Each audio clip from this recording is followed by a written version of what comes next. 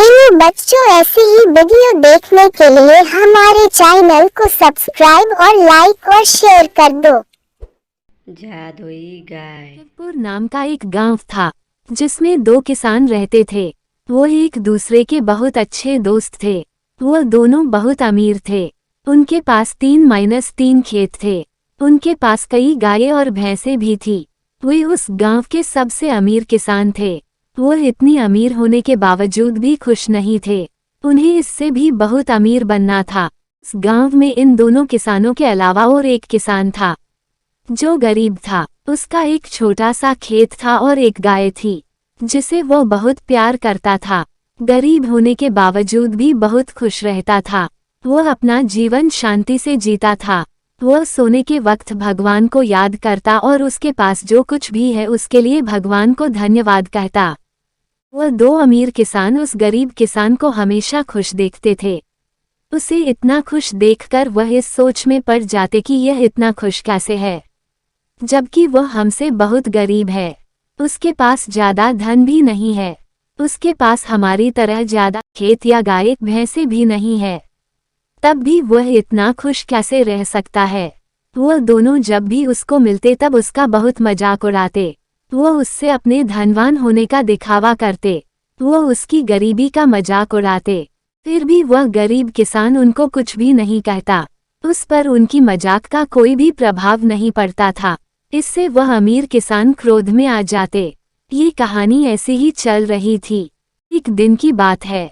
उन अमीर किसानों ने उस गरीब किसान को दुखी करने का सोचा। उन्होंने उस गरीब किसान के पास जाकर कहा कि हमें तुम्हारी गाय दे दो। उसके बदले हम तुम्हें 100 चांदी के सिक्के देंगे जो तुम्हारे गाय के लिए पर्याप्त है। उस किसान ने गाय बेचने के लिए मना कर दिया क्योंकि वह अपनी गाय से बहुत प्रेम करता था। इसलिए वह किसी भी कीमत पर अपनी गाय को बेचना नहीं चाहता था। गाय बेचने के लिए उस गरीब किसान का इनकार अमीर किसानों को पसंद नहीं आया। उन्होंने बदला लेने की ठानी। वह रात को उस गरीब किसान के खेत में गए और सारी फसल जला दी, जिससे वह गरीब किसान के पास धन की कमी हो जाए और वह अपनी गाय बेचने पर मजबूर हो जाए। किसान सुबह उठा और अपने खेत में गया तो वह अपनी खेत की ऐसी दशा देखकर दुख के कारण रोने लगा। वह बहुत उदास हो गया। धन की कमी हो गई थी। अब उसके पास पर्याप्त इतना भी धन नहीं था कि वह अपनी गाय को चारा लाकर खिला सके। बिना खाना खाए गाय मर जाती। इससे अच्छा वह अपनी गाय को बेच दे। इसीलिए उसने अपनी गाय को लेकर दूसरे गांव बेचने के लिए गया। उसने अपने साथ 10 चांदी के सिक्के भी लिए थे। वहां रास्ते में एक जंगल आया। उसने सोचा कि किसी ने मुझको हमला कर दिया तो मेरे चांदी के सिक्के वो लेकर चला जाएगा।